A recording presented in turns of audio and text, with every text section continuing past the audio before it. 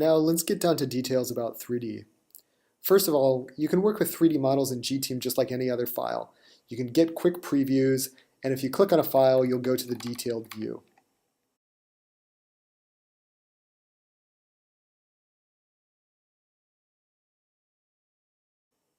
In the 3D viewer, you can rotate around a model just by clicking and dragging, and zoom with the scroll wheel of the mouse.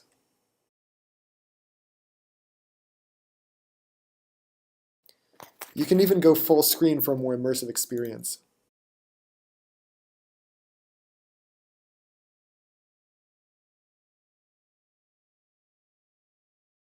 There are three parts of the 3D viewer. At left you have information, on top you have tools, and in the center, of course, you have the 3D model itself. Let's look at the information section first. The information section consists of several tabs. Explorer lets you view the BIM tree of a model. You can expand and collapse or hide certain chunks of geometry. Snapshots lets you bookmark and save specific views. You can easily return to them at any point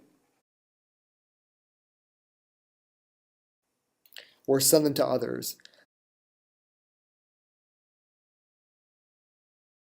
Clash sets lets you run clash analyses to make sure there are no conflicts between various parts of the model.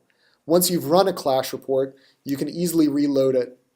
With clash reports, you can easily roll over clashes and click on any one to isolate the specific clash elements. Reports lets you get quantities from a model, including information from specific objects. So by default, every time you click on an object, it reports information in the Reports tab. You can also get information for an entire model or generate custom reports about specific BIM properties. Revisions let you go back in time to previous versions of a model. So here you can see that I have about 9 different versions of this model going back almost a couple years. So any one of those previous versions I can simply select and will automatically load that version of the model. That makes it easy to instantly go back in time, even to the very first version of a model. Finally, I can view or send messages.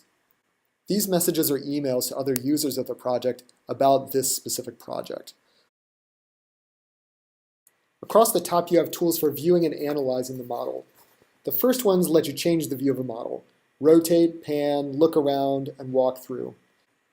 Rotate and pan should be pretty familiar to anybody who's used 3D. And even those who haven't used 3D, it's really easy to pick up. Look around and move are commands that help you view interiors. Look around gives you a panoramic view of an interior from a specific position. And move lets you do basic walkthroughs. The next commands are about visibility. Zoom and hide show. Zoom lets you select a specific component and zoom to that component, whereas hide lets you select objects and turn them off. The next tools are about analysis. Cut section, add measures, annotate, and turn on or off building elements. Let's take a closer look at the section tool. To use it, first click on the icon. A section plane will then be automatically positioned anywhere you position your mouse. Click again to cut the section.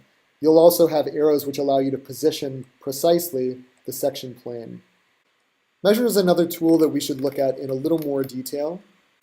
Measure lets you measure distances between objects. So I can easily click between 2 points, instantly get specific measures. If I hold down Shift, the measures will go only in orthogonal directions.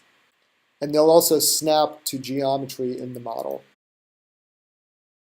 Annotation allows you to add cloud markups to any object in the model. Toggle building element types lets you turn on and off objects in a BIM model. So for example, I can turn off all the walls, all the structural members, all the beams, and so forth. Now this only works specifically with BIM models. If you want to toggle on and off geometry in other models, you can use the hide tool or use the tree. GTeam makes it easy to view 3D models of almost any type, but it's also possible to combine models. To combine 2 or more models, simply check those models in the interface and click the View 3D button. Then those two models will be mashed up together in a single view. GTeam handles a pretty wide range of files. Revit, Rhino, Sketchup, and MicroStation are just the start. You can also work with 2D files like DXF or DWG. If you click once, you'll see the 2D preview. By clicking again, you can see the 2D drawing in the 3D viewer.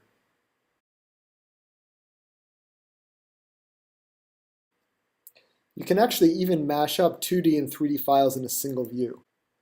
Just select these drawings and models by clicking on them, and then click View 3D. The 3D viewer will mash these files together into a single view.